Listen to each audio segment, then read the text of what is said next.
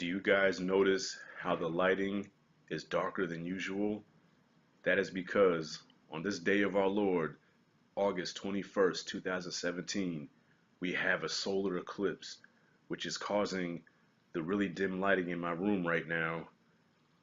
The fuck out of here. Ain't no damn solar eclipse, man. This shit's because of a thunderstorm.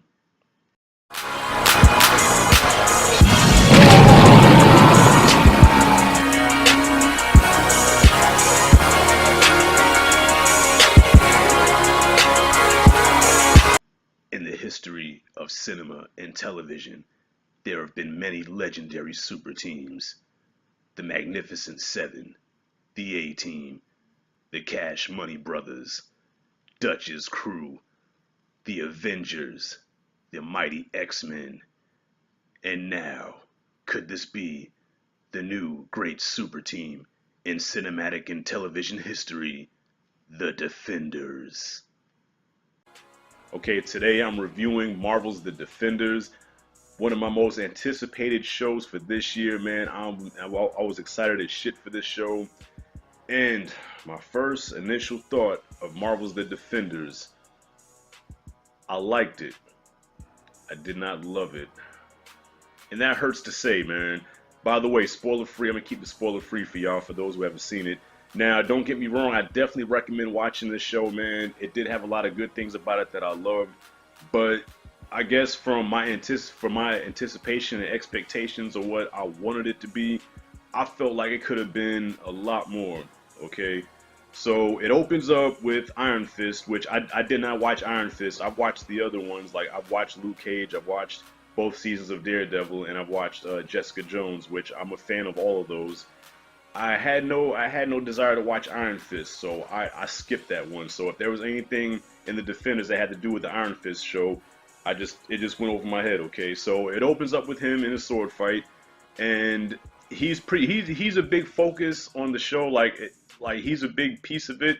Like a lot of it has to do with him, but the Defenders played almost like Daredevil season 3. So if you haven't seen Daredevil season 2 yet, don't watch the Defenders yet, because you'll be lost in a lot of shit and a lot of things won't make sense. So I recommend at least watching Daredevil season 2 if you haven't watched any of them.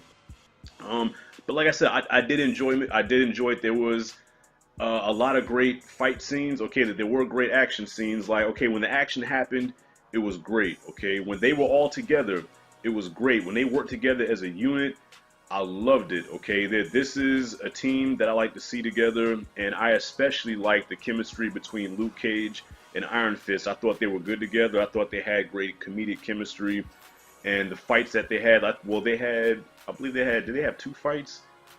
I know, well, at least the first fight they had, it was funny. Okay, is it anywhere close to the Avengers? Of course not. I mean, the Avengers is like, I mean, they set the bar so high where, I mean, I didn't expect this to be the Avengers. I knew this was going to be like on a really smaller scale, but I expected at least to have a lot of fun with it, being that I'm a big fan of the other characters in this single show. So I wanted to have fun with this. And after watching it, I felt like instead of, I mean, because at first I was like, wow, this is only 8 episodes. But then after watching, I said, well, I think 8 episodes was even too long. I think that this should have been condensed in like a three or 4 part, mini series, like kind of like how they did New Edition or Roots or whatever. It should have been something like that, because there was a lot of stuff that was going on where it lost my interest. There were times where I was checking my phone, or I just was kind of dozing off or looking around, but then when the action picked up, then I started watching again. So there are a lot of moments like that, man. So I feel like if they would have condensed it into like a mini series instead of like an 8 episode series, I think it would have worked a lot better. But I think, like I said, they all work good together. Daredevil, of course, he's the leader of the group. Okay, I thought he did well. I like the story with him and Elektra. They have some great moments together. Luke Cage I thought was good, but I think he was a little underused a little bit, because Luke Cage is like, he's the muscle of the group. Okay, Luke Cage is like the Hulk of this group. Okay, he's the strong man. He has unbreakable skin. He's like the enforcer. And there were times where you would see bullets bouncing off of him. You would see him throw people around. But then there were a few times where he was getting thrown around, like when they fought Elektra. Now, unless there's something I don't know, unless you know, I guess I don't know much about Elektra, but I'm pretty sure she's not super powered, okay? Because her and Daredevil go at it, and Daredevil doesn't have any powers, but they're kind of equals. So when I saw Elektra handling Luke Cage, I was like, wait a minute, this dude has unbreakable skin, so how the hell is her punches and kicks hurting him? And even when he fought Iron Fist the first time, Iron Fist, his punches and kicks weren't hurting him until he hit him with the actual Iron Fist and knocked the fuck out of him. But Elektra was handling Luke Cage, and I'm like, hold up, like, okay, well, whatever. You know, I guess they had to make it competitive because she is the big baddie. And speaking of big baddies, okay, I guess they had a version of the Legion of Doom, which they call the Hand. Okay, the Hand, for some reason, reminds me of the Foot Clan from the Ninja Turtles. Every time I hear that name, I think about it. And whenever I see Stick, I think of Master Splinter. So I don't know, maybe there's some parallels there, but yeah. So the Hand is an organization that's trying to take down New York City, I guess take over the world or whatever. And it's a group of them. And at first, the Sigourney Weaver character, she was supposed to be the leader of the group. And like I said, no spoilers, but yeah, she's the leader. And Elektra comes into play. They resurrect Elektra and shit. Well, if you haven't seen Daredevil 2, I guess I might have spoiled that for you. If I did, I'm sorry, but I'm just gonna assume that many of you seen Daredevil season 2 if you're watching this review. So there were a lot of things in this show that worked. There were a lot of things that didn't work.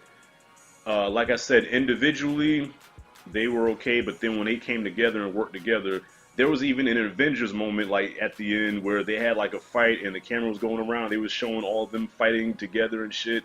Like that was like kind of like Avengers-esque, okay? But overall, man, I think that this show could have been a lot better, man. I think it had the potential to be just epic, awesome. I wanted to bust all kind of nerdgasms watching this show, and I didn't. Okay, I got to the point where I was about to, and then it just went down, and I'm like, yeah, this could have been a lot better. But I still have love for it. I recommend watching it, man. There's a lot to love about this show, but I guess because my expectations were so high, it didn't live up to them, okay? So I'm going to go ahead and wrap this thing up. I'm going to grade this thing. I'm going to give The Defenders a B-. Liked it a lot, but I did not love it.